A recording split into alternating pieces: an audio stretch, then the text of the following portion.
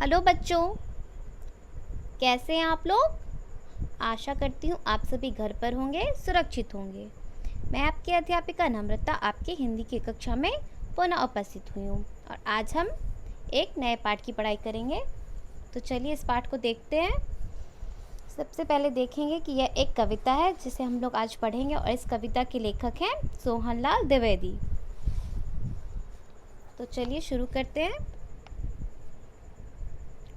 सबसे पहले ये जान लेते हैं कि प्रस्तुत कविता कवि सोहनलाल द्विवेदी द्वारा लिखी गई है और इसका शीर्षक है युगावतार गांधी।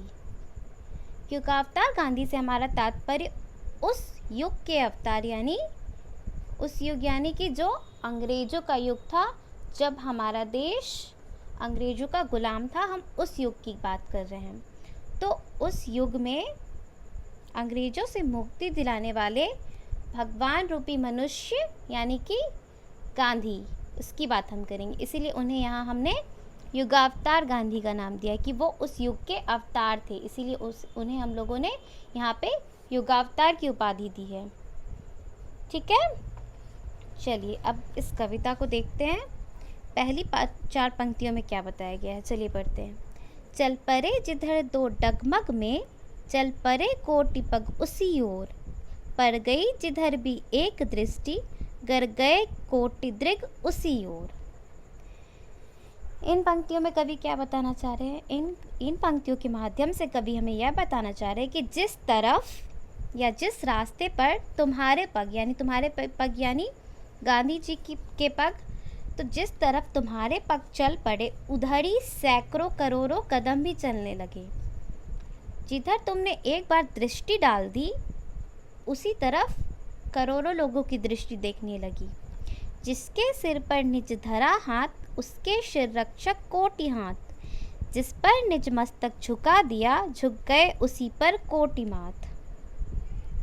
इसके बाद कवि हमें यह कहना चाह रहे कि तुमने एक बार जिसके सिर पर अपना हाथ रख दिया उसकी रक्षा के लिए करोड़ों हाथ उठ खड़े हुए, और जहाँ पर तुमने अपना मस्तक झुका दिया वहाँ पे करोड़ों मस्तक स्वतः ही झुक गए। तुम बोल उठे युग बोल उठा, तुम मौन बने युग मौन बना। तुम कुछ कर्म तुम्हारे संचित कर, युग कर्म जगा युग धर्म तना। तुम बोल उठे युग बोल उठा। इसके बाद कवि ये कहते हैं कि जब तुम बोलने लगे तो पूरा युग बोलने लगा। तुम अगर चुप हो गए, मौन हो गए, तो संपूर्ण युग ने चुप्पी साध ली। कुछ कर्म तुम्हारे संचित कर, युग कर्म जगा युग धर्म तना।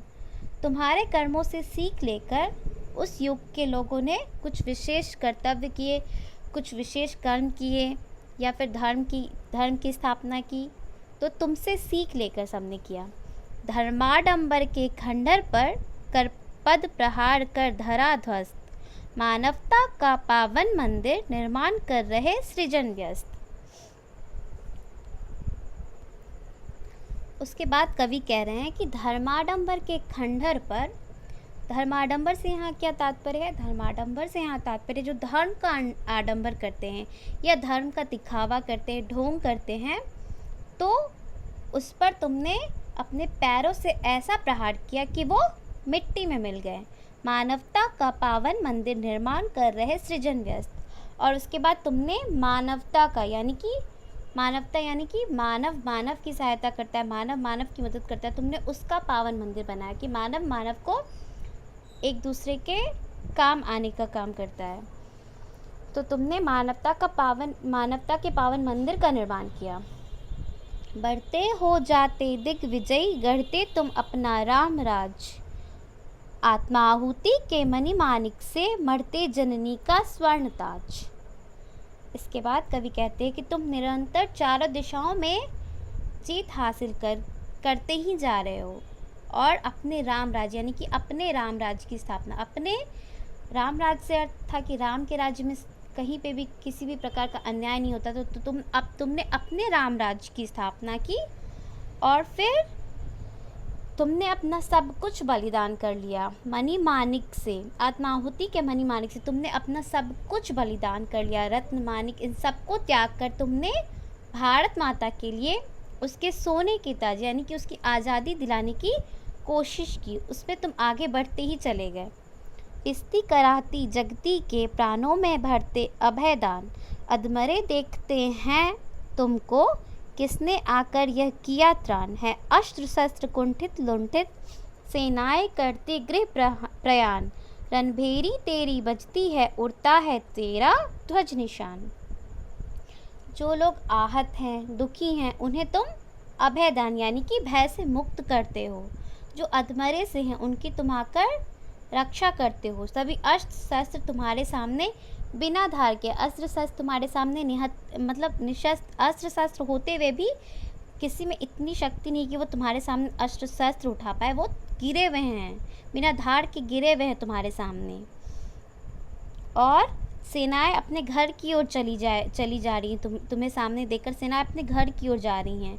रणभेरी तेरी बस्ती है, उड़ता है तेरा ध्वज निशान। सिर्फ जहाँ तुम हो, सिर्फ तुम्हारे ही युद्ध के नगारे बजते, तुम्हारी ही बोली चलती है और तुम्हारी ही बात होती है। हे युग दृष्टा, हे युग सृष्टा, पढ़ते कैसा यह मोक्ष मंत्र, इस राजतंत्र के खंडर में उगता अभिनव भारत स्वतंत्र।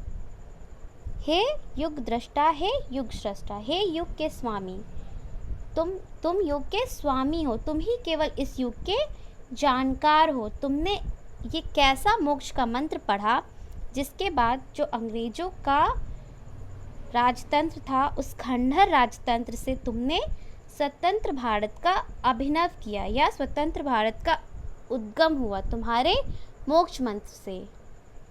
तो इस तरह हमने देखा कि सोहनलाल द्विवेदी ने गांधी का किस तरह से वर्णन किया और कैसे उन्हें युगावतार बताया। तो आशा है कि आप लोगों को ये पूरा पाठ अच्छे से समझ में आ गया होगा। अब आप इसका अभ्यास कार्य बनाइए और इसके शब्दार्थों को भी पढ़कर एक बार समझने का प्रयत्न कीजिए और घर पर रहिए, सुरक्षित रहिए। धन्यवाद।